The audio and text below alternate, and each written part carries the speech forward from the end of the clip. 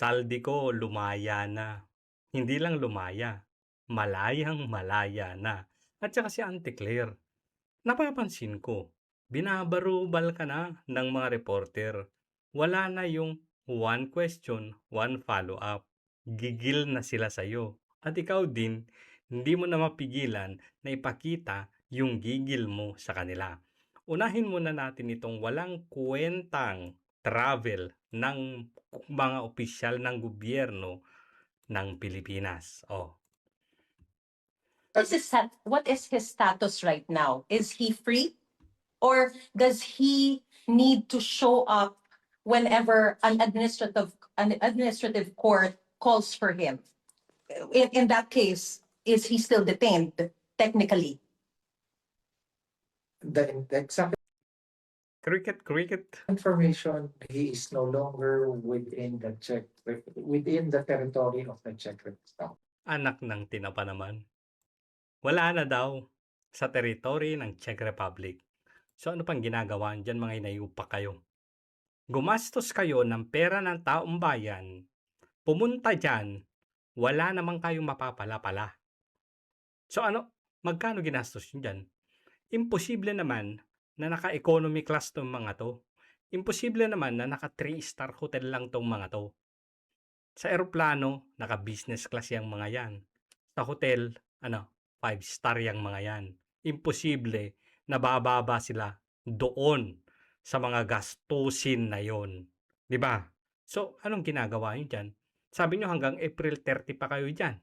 So, wala kayo, nga kayo yan. Hakayakay kayo sa mga 5-star hotel, kakain ng mga kabyar dyan. Umuwi na kayo. Putragis yan, pumunta-punta pala kayo dyan. Wala pala silbi, kaya naman pala wala kayong masabi na update kung nasaan si Saldi ko. Na-detain ba talaga? Saan naka-detain? Wala kayong masabi. Wala na pala dyan. Wala na yan, alam nyo na yan. Pinanindigan nyo lang na kunwari pumunta pa kayo dyan. Ano ba naman yan? Sige nga, maging transparent kayo. Magkano ginastos nyo sa pagpunta nyo dyan? Wala silbi. Asa na yung sinasabi? 1 to 3 weeks, mapapauwi. Asa na? Nga. O so fake news na naman kayo yan. Pinaasa nyo na naman ang taong bayan, ginastos nyo pa pera. So, wala na. Ano mapapala natin sa gobyernong ito? E bangagngani. O tuloy. So he's free. Can you say he's free? Cricket. He is not within the Czech Republic. So he is free. He's Free pa o hindi? Free na ba o hindi? Nakalaya na ba o hindi? free. He is not detained. Hindi masagot. Free na ba o hindi? Sige, tuloy. He is not detained, so he is free. Yes. Yes. Sumalaya na si Saldi ko. Diba sabi nila, nahuli. O edi lumaya na. Yan kasi. So yung mga information ni Bongbong Marcos, ano na? Nasaan na yung sinasabi niyang ibabalik si Saldi ko na within the bounds of the law? Nasaan na ngayon? Wala. O so nga tayong lahat ngayon. Naisahan na naman tayo ni Saldi ko. Ano? Di pinagtatawanan na naman tayo ngayon. Excited kasi masyado sa So pwede palang mag-coordinate na lang kayo. Huwag na kayong lumipad-lipad. May embassy naman sa Czech Republic. Pumunta pa kayo dyan. Ginastos nyo ang pera ng taong bayan. Wala naman palang silbi. So ano ngayon nga? O di umuwi na kayo. Putrakis naman na yan, oo. Magkano kayo ginastos ng mga to? Ang mahal na pamasahe guys. Ang mahal. Business class, siguro mga 3,000 isa round trip. Mga 2,500 euro euro. Sinasabi ko. Yung 1,000 euro, 70,000 na yun. So kung 2,000 pamasahe, sabihin natin 2,000 ang pamasahe ng mga to, 100,000 pamasahe pa lang. Bawat isa. Ilang kayo pumunta dyan? Ilang araw kayo sa hotel? Sige nga. Grabe. So puntahan natin si Auntie Claire. At maaari na po ako tumanggap ng inyong mga katanungan. Bakit parang hindi ka masaya pag tumatanggap ka na ng katanungan? Parang tanong mula kay Tristan Nadalo, Newswatch Plus. Hi, Yusa Claire. Good afternoon po. The public is seeking clarity because it was President Bongbong Marcos who said nahuli na si Zaldico last week. And given po dahil yung mga development over the recent days na parang naiiba po, hindi po, para sa paningin ng iba, hindi nagtutugma yung, let's say, sinasabi po ni Justice Secretary Frederick Vida. Can the palace set the record straight that the President acted on fully verified information at that Oh, magandang tanong.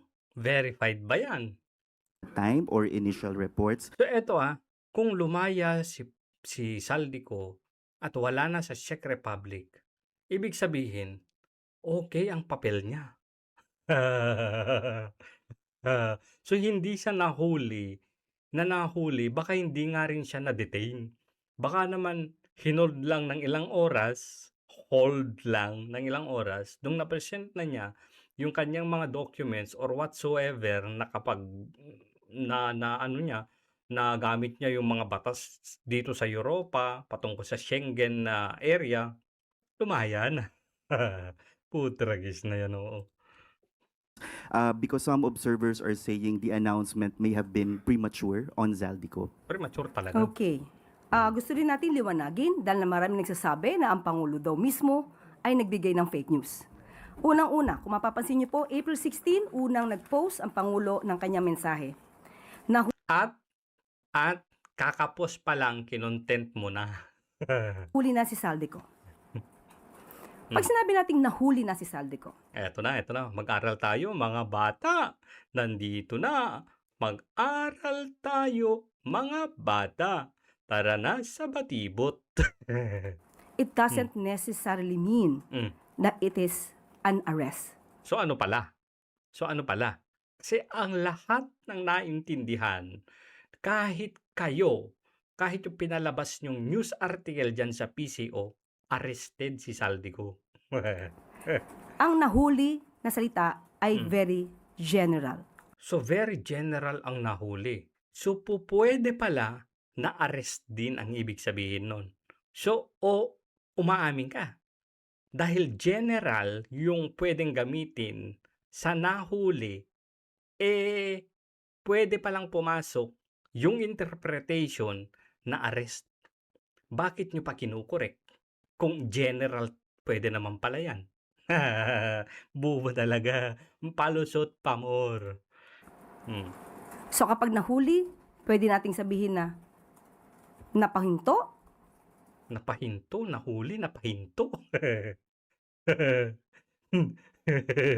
Mga bata, ang nahuli pala ay napahinto na. na-stop, Nahuli, na-stop. In English pa. na-prevent sa Na-prevent. Sige, nahuli, na-prevent. pagkilos, at hindi mali ang Pangulo sa kanyang inulat noong April 16. At sinabi pa nga niya dito na we Hindi mali kasi pwedeng pumasok yung arrest. Sabi mo nga, general, di ba? are in close coordination with the Czech government to ensure that all legal processes are followed and to arrange for his return to the Philippines at the soonest possible time. Nakikipag-coordinate kayo. Pero lumipad na lahat-lahat doon sa Czech Republic si Secretary Vida nung nandun na nga, hanggang ngayon nandun pa rin, walang update na maibigay. Hindi alam kung nasaan nakakulong o nakadetain. Di ba nahuli, di nakulong? Dahil yun ang nais ng Pangulo. Kaya makikipag-coordinate sa Czech Republic. April 17, nag-post siyang muli. Ang sabi niya rito, our coordination with Czech authorities continues. The latest information confirms that Saldico was stopped at Ay, na-stop na. Kaya naman pala. Pwede pala yung nahuli, stop. German border after entering from the Czech Republic. He was denied entry and returned to Czech authorities where he remains in custody. Hindi po ito mali. Mali! Mali! Hindi po nanggaling sa Pangulo mismo ang salitang aresto. Pero pwedeng general term yung nahuli ay papasok sa arrest. Ikaw ang nagsabi. Pero hindi rin po kinakaila ng SOJ that the movements of Zaldico were restrained to a certain extent. To a certain extent lang. Hindi ka lang pwedeng lumabas doon sa opisina, gano'n. At nung nalaman na ang bansang Czech Republic ay hindi ginagamit ang salitang aresto. Ginagamit pero sa criminal, hindi sa immigration processes or immigration law. Liwanagin mo yan. Ginagamit din nila. Hindi nga lang ginagamit yung arrest o aresto kasi iba yung language nila. Na hindi naman ginamit ng Pangulo at Mm. sa ating press briefing sa Iloilo, hindi natin ginamit ang salitang aresto. Pero pag tinatanong kayo, yung tanong is arrested pero hindi nyo kinukorek. Not until Kung ginamit man ito ng PCO, dahil yon ang kanilang pag-translate most oh, yun pala yung kanilang pag-translate. So, nung ginamit ng PCO, yung translation ng nahuli na arrest, yun din yung ginamit ng media at mga tao. Kaya nga sinasabi na hindi na aresto. Maging kayo pala, ang interpretation nyo pala sa nahuli ay arrest. Palusot pa more. probably salitang nahuli. But, nung But- nalaman na hindi ito ang terminong ginagamit ang Czech Republic, yan po naman ay ating iginalang. So, hindi kayo nag-due diligence. Hindi kayo nag-research bago kayo nagpalabas ng salitang arrested. Ganon yon. Ha? Tapos, nung nakorek na kayo pa yung galit. Sa yung galing yung salitang arrest eh. Di ba? O makinig lang kayo sa PCO, makinig lang kayo sa mga media ng gobyerno. O nakinig nga rin ngayon kami. O ang binatikos namin ngayon, hindi na aresto. Tapos kami pa yung nagpakalat ng fake news, ganon. Gagi, asa ng hustisya? At pina-correct na lang po natin nang naaayon din po sa nais na salita na o termino ng Czech Republic. Ay, sumusunod na tayo ngayon sa ibang bansa. Kung anong gusto nila, yun yung gamitin natin. Dahil nga po, hindi lamang iisang bansa ang involved dito. Hindi lamang tayo ang involved dito. Mm. May ibang bansa na kailangan din po natin igalang ang polisiya. Tell me what we don't know. You say, alam namin. Kung may ibang bansa, alam namin na may ibang bansang ano dito, sa usapan na to. Alam namin yun, Yusek. So, Yusek, we can guarantee the public that the lahat ng statement na nanggaling sa Pangulo ay dumaan, reliable, at Formulated. verified. And sino po ba daw yung nagbigay ng cleared information sa President leading to the announcement? Because may details po agad nung sinabi ng Pangulo from crossing the Yes, German correct. border and then eventually turned over to the Czech authorities. Sa ngayon po ay hindi ako makakapagsalita kung sino yung bigay sa kanya ng report na ito. Alam ko, embassy. Yung embassy. Kasi pag nahuli yung isang citizen, Filipino citizen, or kahit anong citizen sa ibang bansa, ang unang-unang bibigyan nila ng information, iko-contact nila yung embahada. Yung embahada. So yung embahada ang nagsabi kay Bongbong Marcos. Paano ba sinabi? Oh, nahuli na. Pero maingat po ang Pangulo sa pagbibigay ng anunsyo sa ating taumbayan. We. Kaya wag ipahid sa Pangulo ang salitang aresto. So kanino namin ipapahid? Kanino? Sa PCO dahil yon ang interpretation ninyo. So kayo ang mali. Huwag niyong ipahid sa kahit kanino. Akuhin ninyo kung meron kayong mali. Ganun lang yun. Dahil hindi po niya yan ginamit. Yusek, last na lang po. Sabi nga po ng Department of Justice, Makukulit na. Wala na yung one question, one follow-up. dahil dun sa press ko nila na they don't have the confirmed information yet on Mr. Ko's current whereabouts. In the event that Mr. Ko has indeed escaped or in no longer in custody, may accountability po ba nga hanapin ng government na posibleng nagkaroon ng lapses in information handling? Hindi po natin sa ngayon masasagot ito dahil kinokolekta pa po ni Secretary Vida ang mga impormasyon. Nakolekta na. Wala na si Saldico sa Czech Republic. Free. Malaya na. patungkol po dito. At sa ngayon po, muli, si Secretary Vida lamang po ang maaari magbigay sa inyo ng anumang detalye. Follow-up question mula kay Maricel Lalili, TV5. Good afternoon, Yusek. Yusek, why is it so crucial? Why is it so important to clarify the difference between nahuli at saka naaresto? Kaya nga, kasi sabi naman ni Auntie Claire, general naman yung nahuli. So, pwedeng pumasok pa rin yung arestado. Yun naman yung ginagamit sa Pilipinas. So, bakit kailangan mo pang i-clarify? Di ba? Ano po ba yung naaresto? Okay, iba po ang termino po na ginamit Wait. Di ba ang una mong palusot, yung nahuli, in English mo, caught? Asan na yung paliwanag mo na yun? Ba't nawala na? ng Czech Republic. Hindi po nila, sa kanila po ay hindi po dapat magamit ang salitang aresto sa kanilang bansa. O pero sa ating bansa, pwede. Di ba? So tama rin yung arrested. Panindigan nyo na lang kasi na tama yung arrested. Ito naman kasing yung spokesperson naman kasi na pogi, na macho. Sinabi-sabi ba kasi? Eh wala sanang problemang ganyan. Sa atin po kasi, normally, pag sinabing nahuli, naaaring sinasabi, maski na ang mainstream media, na Anong maski ng mainstream media? Maski na ang PCO.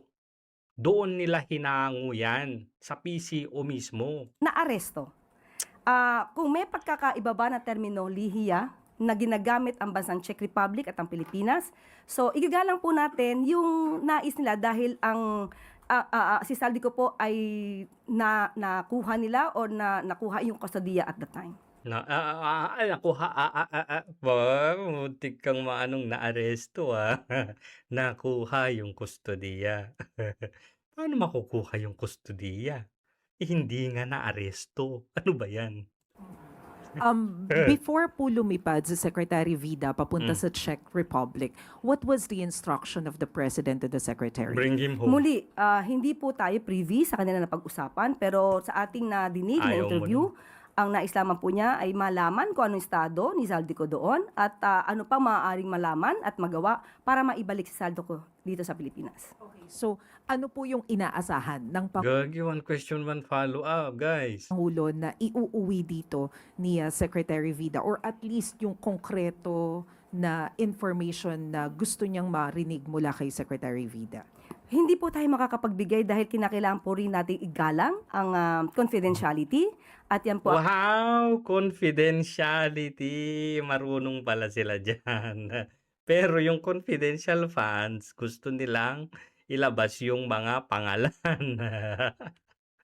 Confidentiality. Pakisampal mo nga yung House of Representative Yusek. Di ba? Pakisampal mo nga sila na yung mga bank records, bank transactions, hindi dapat public. Lalong-lalo na, nagsampa yung asawa ni Bibi Sara. Sinampahan si Ngiwe, sinampahan si Luistro. Sino ba? Sinampahan yung AMLA, BSP. Patay kayo dyan. ang nais ng Czech Republic. So, abangan na lang po natin yung susunod na So yung Czech Republic ang masusunod. balita mula po kay Secretary Vida. Follow-up question mula kay Ace Romero, Philippine Star. Si Ace na, si Ace. Tingnan nyo paano yung akto ni ano dito ni Auntie Claire Yusek, nabanggit nyo yung term na arrest hindi ginagamit ng Czech Republic kaya minabuti nating igalang yung kanilang nais, no? Pero given na yung sinabing na nakita si Zaldico doon sa border and then apprehended, whatever, arrested or hindi nga ginagamit yung arrest, no? Bakit kaya hindi muna natin kino-ordinate sa Czech Republic yung term bago nagkaroon ng ganong announcement sa Pangulo and then it took days before it was corrected kasi kumalat 'di ba sa mainstream media the arrest and it took days before the At least 1 week yata government corrected given that proactive naman kayo sa pag-check ng misinformation minsan sadya o hindi, no? Bakit it took days before we correct yung arrest na word kaya nagkaroon tuloy ng confusion? Ace, hindi nang Ace. Ace. Tinawag sa pangalan. Ace. Ulitin nyo Ulitin. Tingnan ninyo yung action ni Yusek. Check ng misinformation minsan sadya Kasi sinampal sila Sinampal sila. Proactive naman kayo sa pag-check sa misinformation, disinformation, fake news, or whatnot. Pero bakit it took days o Oh, hindi, no? Bakit it took days before we correct yung arrest pakinggan ninyo paano ibigkasin ni Auntie Claire yung pangalan ni Ace. na word? Kaya nagkaroon tuloy ng confusion. Ace, hindi na May diin. Ace. galing kay Pangulo yung word na arrested. Hindi nga, pero ikaw nga nagsabi, general nga yung nahuli. So, pwede nating gamitin yung arrest. Bakit bang hirap-hirap ninyong aminin na galing talaga sa inyo yan? PCO nga mismo nagsabi sa news article, arrested nga, tapos binago nyo na lang. Inamin nyo na nga rin lang yun eh. Bakit hindi nyo pa kasi aminin na magkakamali yung mga tao, ganito, ganyan, dahil kami din nagkamali doon sa hindi kami aware doon sa word na ginagamit ng Czech Republic. Ang bilis aminin ang pagkakamali. Pero bakit tatanggi-tanggi pa? Nagda-damage control pa. Tignan nyo yung itsura ng Tiglero. Galit na galit. Gustong manakit. Oh. So walang iko-correct ang Pangulo sa kanyang mensahe. The government, kasi Eto na, eto na. even the PCO used the word. Yes, nung nalaman ito dahil na-interview si Attorney Polo Martinez. Martinez. Si Atty. Oh. Ni Polo Martinez. At sinabi niya, technically, hindi ginagamit yung salitang arrest. So, pinaalam po agad natin to kay Secretary Dave Gomez. Mm. So, that's the Wala man lang kasi kayong mga GC dyan. time na kailangan na ayusin yung mensahe para hindi hindi ma-offend or hindi magsalungat sa nais din ng Czech Republic na mensahe na dapat nating ibigay. Pero given na may mga ulat na rin nagsabi, Oo, one question, one follow-up. Wala na, gigil na din yung media eh. No? baka wala na rin sa Czech Republic si Wala na nga. Zaldico, yung possibility na wala na siya doon. Hindi kaya mas maiging inanunsyo, yung anunsyo nangyari muna na nagkaroon na ng kasiguraduhan na talagang may uuwi natin from Czech Republic si Ko bago ngayon sabi ng DOJ mismo baka wala na siya doon. Hindi kaya tama, naging Wala na nga talaga siya doon. premature nga po yung naging pag-anunsyo. Ano po, ulitin po natin ano ba ang inanunsyo ni Pangulo? Hindi po ba ang inanunsyo ng Pangulo unang-una ay nahuli si Zaldico? Yes, nahuli. Pero uulitin ko ulit. Sabi mo, general yun. At kayo mismo sa PCO gumamit ng word na arrested. Yusek. Ano ba? Kasimple-simple naman sana. Umako kayo kung nagkamali kayo. Tapos na sana yan. Yes, nagkamali kami sa word na ginamit. Hindi sana nahuli.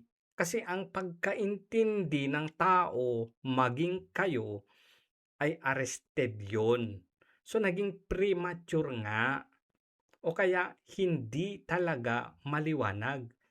Baka yun yung nirelay ng embassy ng Pilipinas sa Czech Republic na at least yung nando na baka sinabi nahuli na or captured, baka yun kasi nirelay naman agad ni Bongbong Marcos at kinontent mo naman kaagad yun. Breaking news ka nga di ba? Antiglero, tinatawag ng mga pangalan sa Ace. Alam mo, nakikita mo yung gigil at pigil ni Antiglere na alam mo yung level ng stress niya, iba na. Talagang malapit nang sumabog at lumabas yung pagiging palengkera niya sa podium. Ay, lumabas na pala. Pero may pagpipigil pa rin. Tinatry niya pa rin na maging professional siya kasi nasa podium siya. Pero sa mga paraan ng kanyang pananalita, kanyang mga aksyon, kitang-kita mo naman na pigil nang ilabas ang kanyang pagiging palengkera. Ano, Auntie Claire? Kaya pa?